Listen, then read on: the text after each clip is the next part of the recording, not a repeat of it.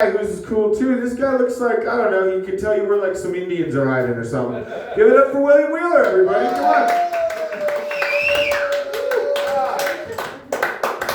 I can definitely tell you that because I'm like Pocahontas. I go wherever the wind takes me, you know. Sorry, it sounded funnier in my head, alright? Yeah. No, the other day I found out, do you know what Apple calls their legal team? The iLegal. Rant. I'll slap myself for that. You know, I'm sure Evan is really conflicted about being gay and being a Mormon, because I'm sure when he's doing his Mormon pitch, it's usually, guys, I just want you guys to be Mormon because I want you to be saved so you can get inside heaven.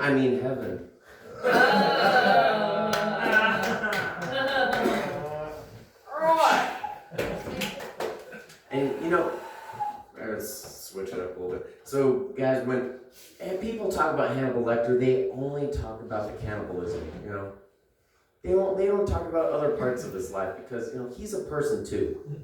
He wants to live, laugh, love, just like everybody else. You know.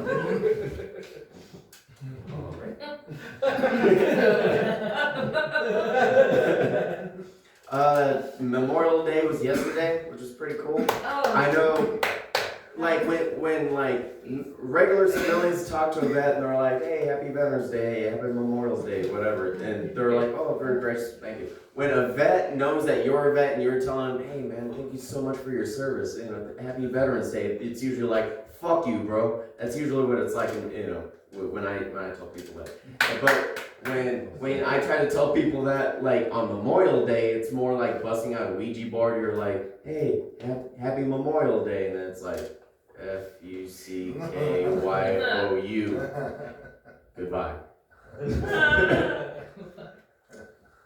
Salty, and it's salty all the way to your core, all the way to the end. And being on a submarine when I was in the Navy, when I first got on the boat, people were always like, "Yay, well, when someone dies, they just wrap them up and stick them in the freezer with the food." And I'm like, "What? No, they fucking don't. Get the fuck out of here." And then sure enough, they fucking do. No way.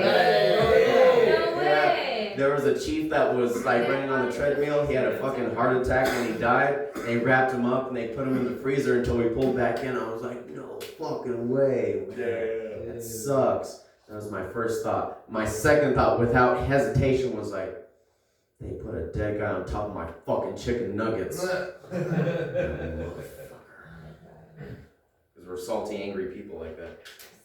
Being in the Navy, I really got a thing for Japanese women because I love dating Japanese women because that gives me an opportunity to drop some pearl on her harbor.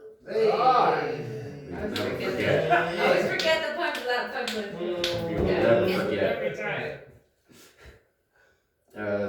I think it was a danger was talking about a therapist. I was talking to my therapist the other day. My therapist was therapist because I do not listen to him. He's like, "William, are you fucking listening to me?" And I'm like, "I'm sorry, were you talking?" Listening. And then Nathan was talking about like flexing with money in weird ways. Dude, I'm not rich, but it's kind of nice to flex with money a little bit. Sometimes people, "Yo, I got new toilets." Yeah.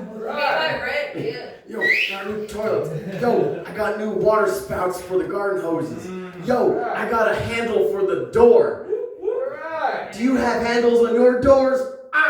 I don't think so. I don't know. I've never been to your house. Maybe I have. I've been to your house. I don't know. Pretend I don't know you, okay?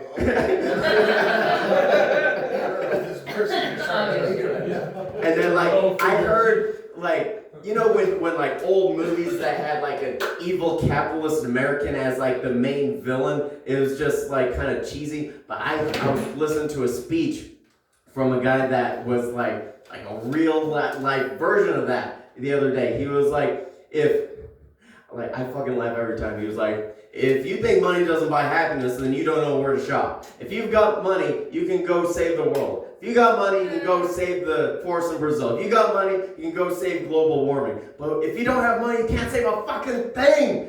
Don't you understand? Don't the fucking idiots on YouTube understand that? You gotta make some shekels. You gotta make some fucking coin."